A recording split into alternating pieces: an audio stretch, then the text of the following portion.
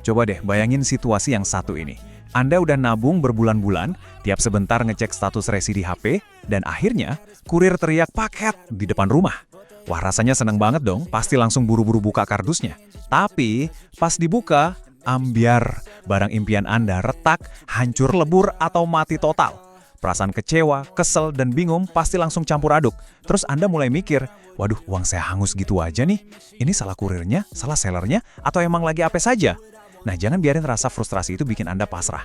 Di pembahasan kita kali ini, kita bakal ubah rasa frustrasi itu jadi kekuatan hukum yang nyata buat Anda. Selamat datang di Panduan Bertahan Hidup sebagai konsumen di era digital.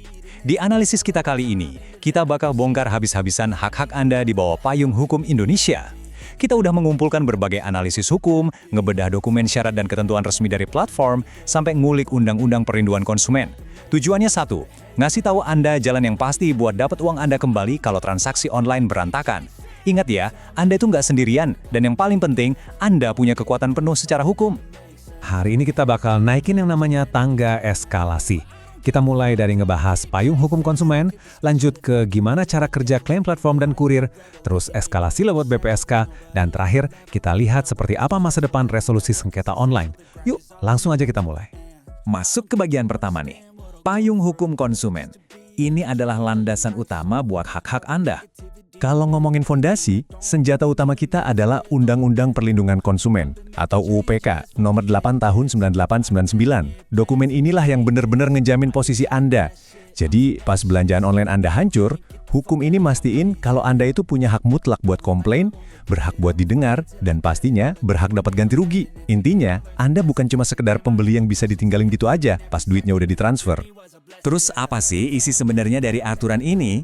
Kalau kita lihat pasal 19 UU PK, bahasanya tuh tegas banget. Bunyinya, pelaku usaha bertanggung jawab memberikan ganti rugi atas kerusakan atau kerugian konsumen. Nah, mari kita terjemahin bahasa hukum yang kaku ini jadi fakta yang simpel.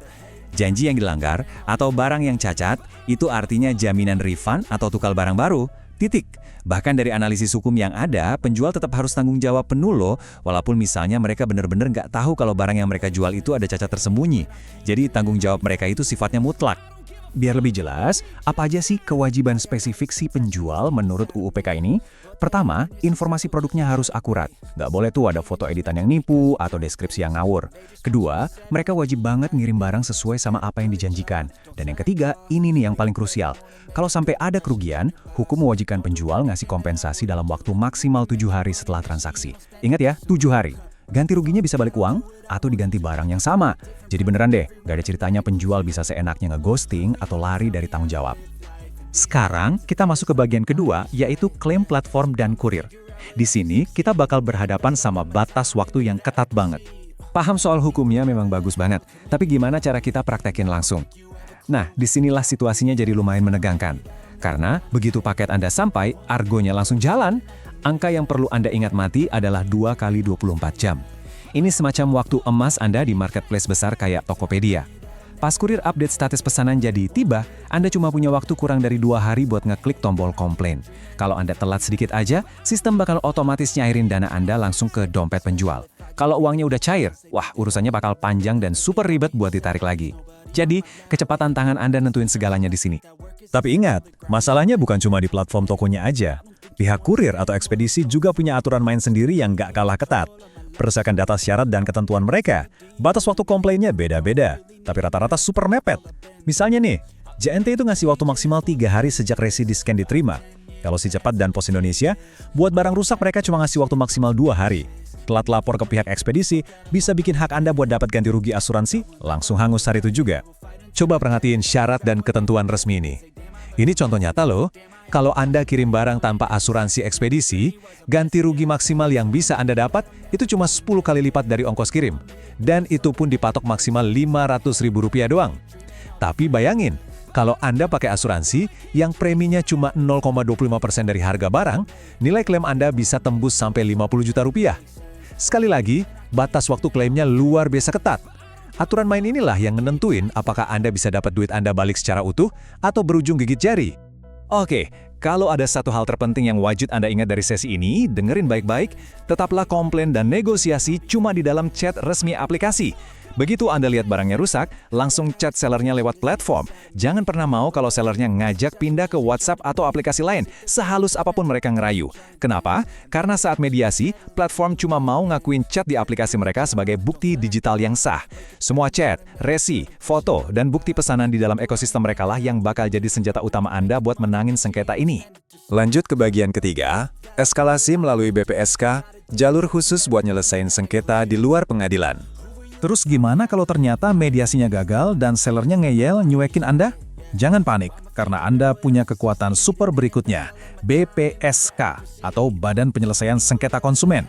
Ini adalah lembaga resmi yang dibentuk sama negara khusus buat nyelesain masalah konsumen. Prosesnya cepat, murah, dan yang paling asik, Anda nggak perlu repot-repot nyewa pengacara mahal kayak di pengadilan biasa. Anda tinggal bikin surat permohonan, isi kronologis kejadiannya, lampirin bukti transaksi, terus ajuin deh ke kantor BPSK di daerah Anda. Nah, pas udah di BPSK, mereka bakal nawarin 3 cara penyelesaian yang terstruktur.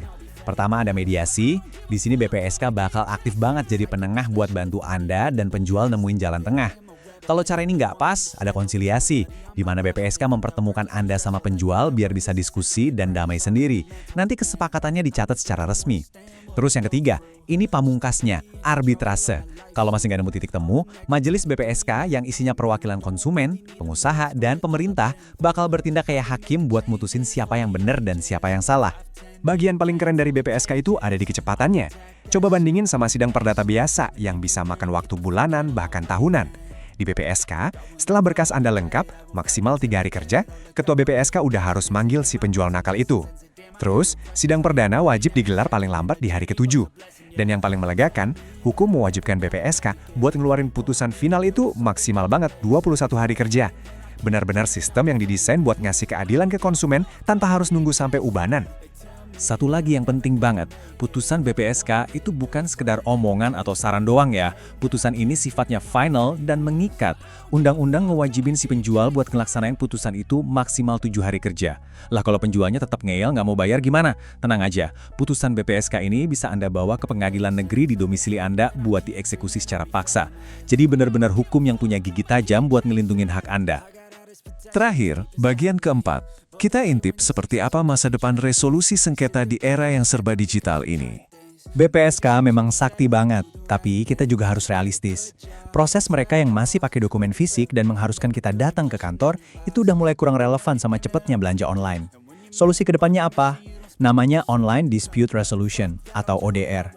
Bayangin sebuah sistem di mana dari mulai lapor, mediasi, arbitrase, sampai putusan ketok palu, semuanya dilakukan 100% secara online. Kabar baiknya, pemerintah kita lewat Peraturan Pemerintah Nomor 80 Tahun 2019 sebenarnya udah ngasih lampu hijau buat mekanisme ini. Kenapa banyak yang bilang ODR ini adalah masa depannya keadilan konsumen?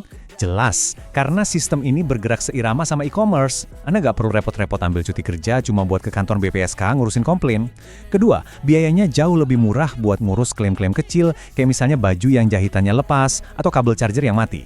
Dan yang paling penting, ODR ini nantinya bisa langsung ditempel alias diintegrasikan ke aplikasinya si marketplace. Pihak ketiga yang netral bisa langsung ngecek bukti chat, nentuin siapa yang benar, dan ngeksekusi pengembalian dana saat itu juga. Ini baru yang namanya menyeimbangkan kekuatan antara penjual besar sama kita-kita yang cuma pembeli individu.